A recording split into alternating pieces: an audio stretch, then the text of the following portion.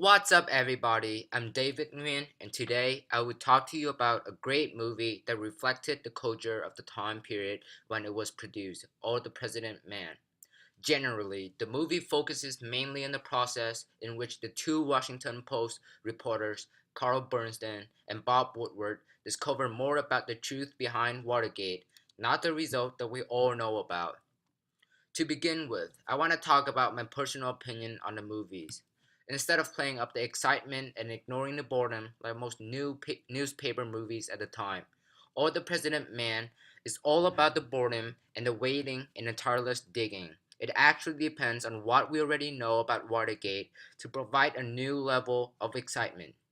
However, it doesn't mean that this was a boring movie. Instead, it was able to bring the audience's thoughts and feeling up and down with the false leads and denials between characters.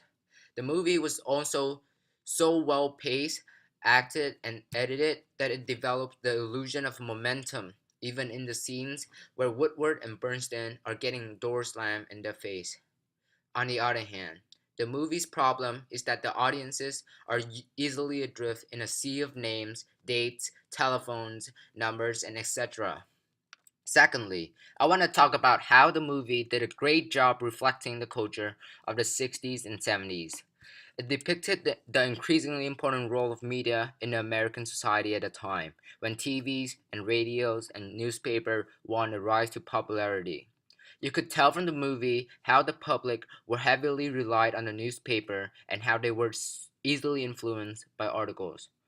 Moreover, it also painted the picture of how easy it was for the politicians and important figures to make a speech because all they needed to do was going on live.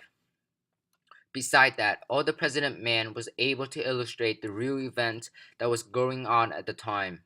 For instance, in 1973, when Woodward and Bernstein were still working on the case, the movie also showed how Nixon was such a popular president and how an agreement between the United States and North Vietnam was signed.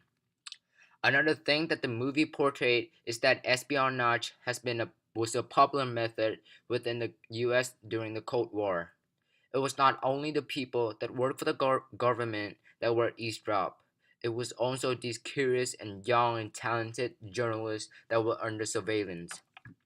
Additionally, the movies also pointed out the fact that there were so many problems and covert operations that were covered up by the top authorities in the government.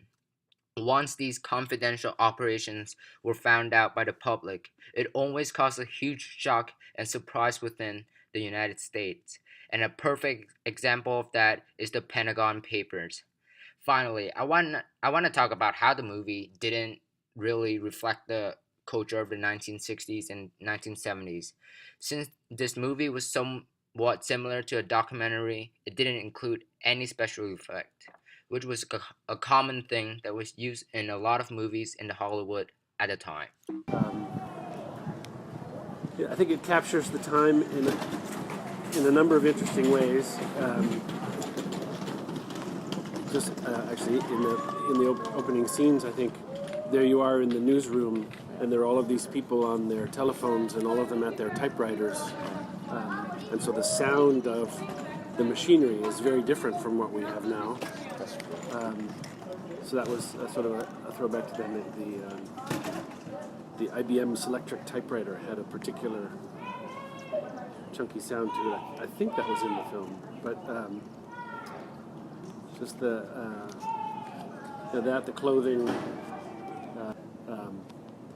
It was a shocker at the time. I think the whole Watergate break-in and the aftermath of that, and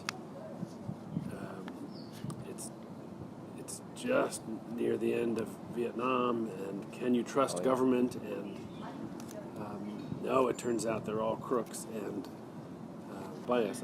I do think that was a sort of a shining moment in investigative journalism. They doggedly pursued this story and uncovered stuff that had been deliberately obfuscated by the Nixon White House. And so it was, the movie in a sense is a celebration, a memorial to the role of investigative journalism, of the role of the press in getting to the truth of the story and reporting it, and bring things to the light of day so that people aren't fooled by the sideshow.